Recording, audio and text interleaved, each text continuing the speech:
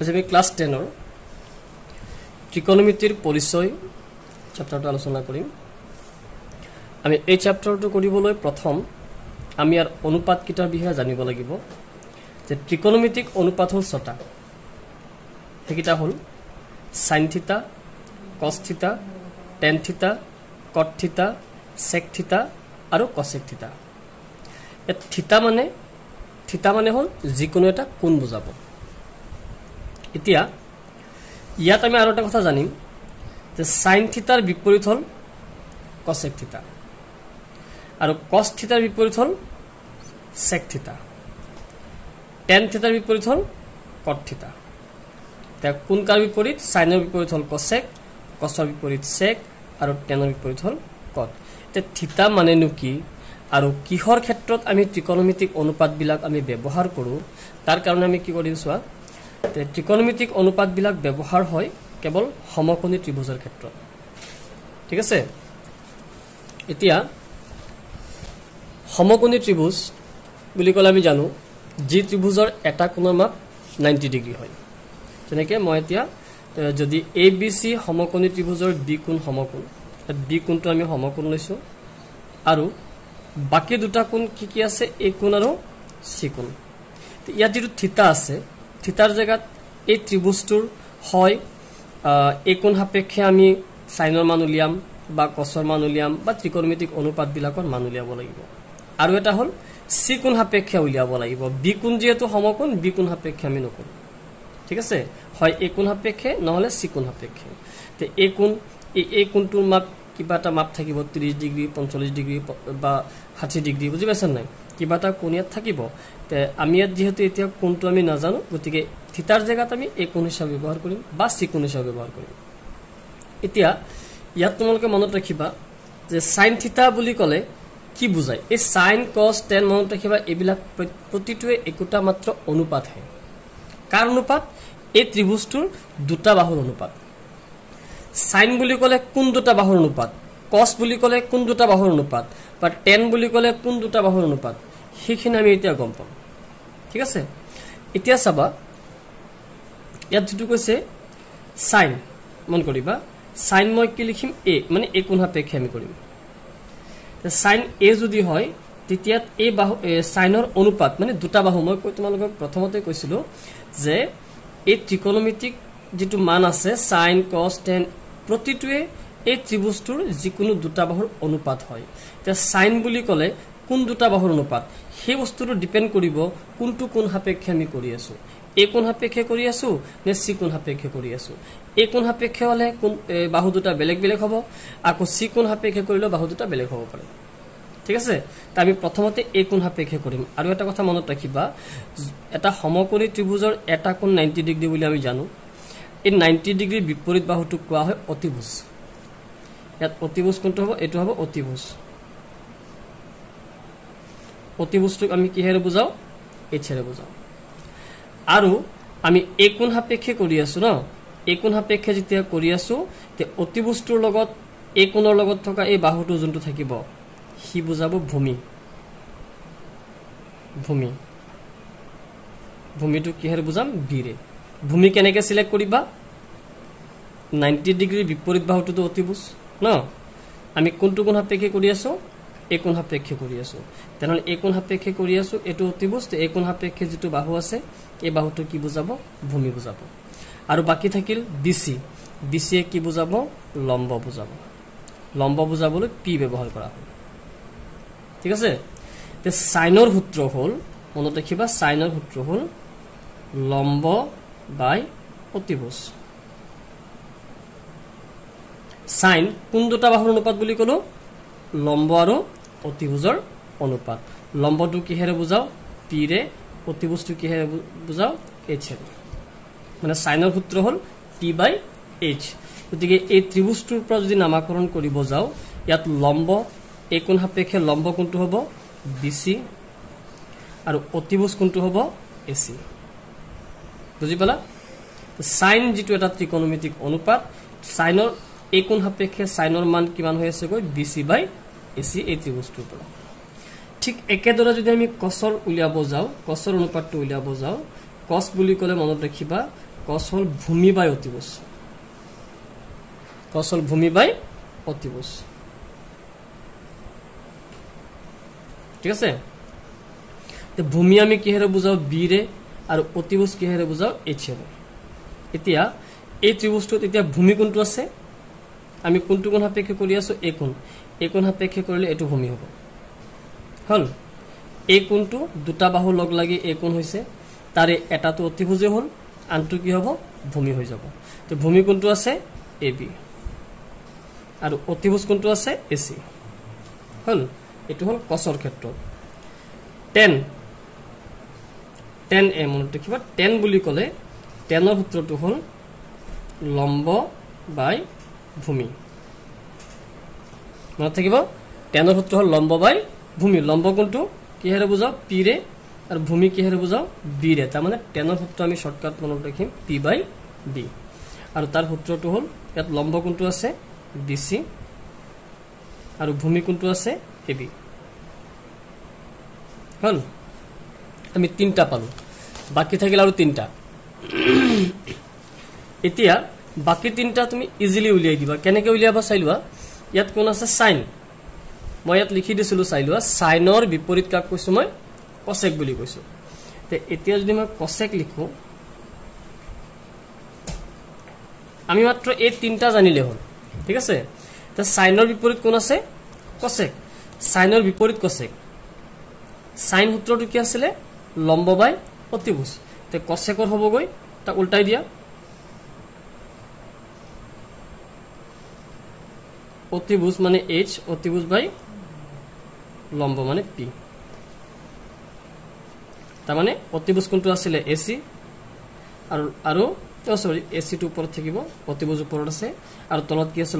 লম্ব কোনটো আছে bc আছে ঠিক তেনেকে কসৰ বিপৰীত আছিল sec সেকৰ যদি আমি উলিয়াব যাও তেতিয়া আমি পাম sec cos কি আছিল ভূমি বাই অতিভুজ তে sec কি হৈ যাব এতিয়া অতিভুজ বাই ভূমি অতিভুজটো ওপৰত যাব গৈ অতিভুজ মানে h আৰু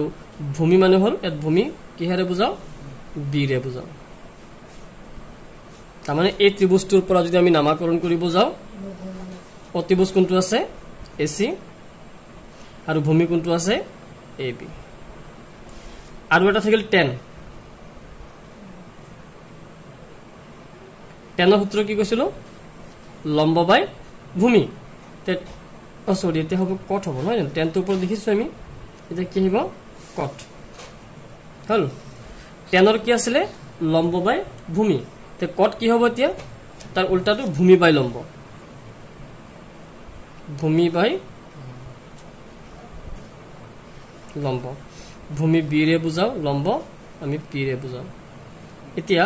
ভূমি বুলি ক'লে কোনটো আছে ভূমি এক উল্টা কৰি দিয়া ab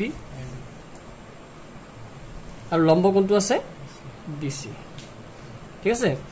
এখিনি হল এই কোণ সাপেক্ষে আমি sine cos tan cosec sec cot আটাইকিটাৰে আমি অনুপাত বিলাক পালো ক্লিয়াৰ হল তেছৱা আমি যদি এতিয়া সি কোণ সাপেক্ষে কৰিব যাও দেই মন কৰিবা ইয়াত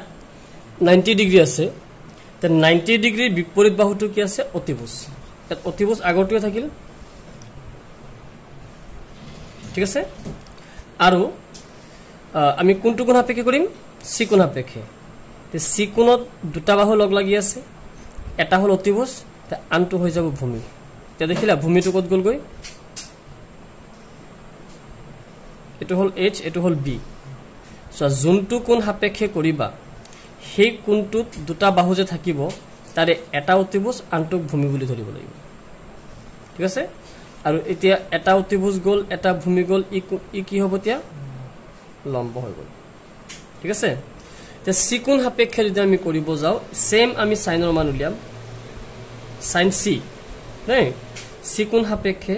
এই সূত্ৰ একেটাই সাইনৰ সূত্ৰ একেটাই লিখিম কি হ'ব লম্ব বাই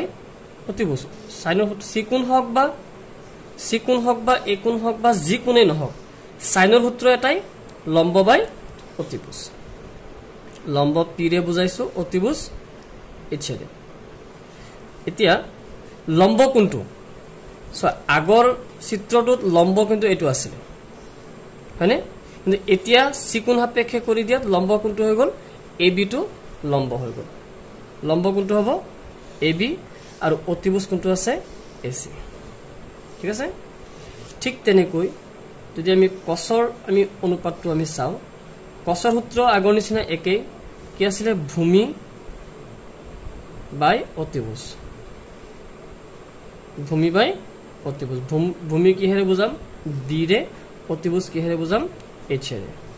তে ইয়াত সব ভূমি কোনটো আছে ভূমি আছে কোনটো বিসি বিসি হৈ যাব ভূমি আৰু অতিভুজ কোনটো আছে এসি ঠিক আছে sin গুণ cos গুণ এতিয়া হল tan tan c tan এর সূত্র একেটাই কি আছিল লম্ব বাই ভূমি লম্ব কিহেৰে বুজাম পি ৰে বুজাম ভূমি কিহেৰে বুজাম বি ৰে বুজাম তো লম্ব ইয়াত লম্ব কোনটো আছে এবি আৰু ভূমি কোনটো আছে বিসি ঠিক আছে sin c cos c tan c তিনটা যেতিয়া আমি জানিম বাকি তিনটা তার বিপরীত আমি জানো যে সাইনৰ বিপৰীত কোন আছিল সাইনৰ বিপৰীত আছিল cosec cosec c নাই সাইনৰ বিপৰীত কোন আহিল cosec এতিয়া cosecৰ সূত্ৰ কি হ'ব সাইনৰ উল্টাটো সাইনত কি আছিল লম্ব বাই অতিভুজ cosecত কি হ'ব অতিভুজ বাই লম্ব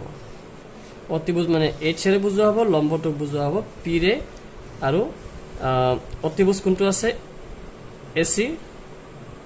আৰু লম্ব কোনটো আছে এবি বুজি পালা নেক্সট আহা cos cos c cos sec গল cosৰ বিপৰীত নহয় জানো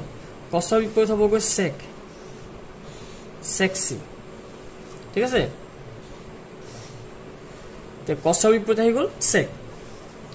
এতিয়া cos কি আছিল ভূমি বাই অতিভুজ এতিয়া sec কি হ'ব অতিভুজ বাই ভূমি ওপৰত যাব গৈ অতিভুজ h আৰু তলত আহি যাব ভূমি b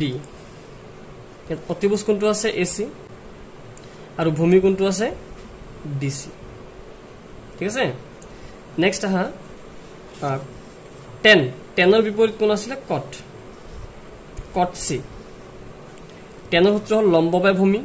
তে cotৰ হ'ব গৈ ভূমি বাই লম্ব তে ভূমি এত ভূমি কোনটো আছে bc আৰু লম্ব কোনটো আছে ab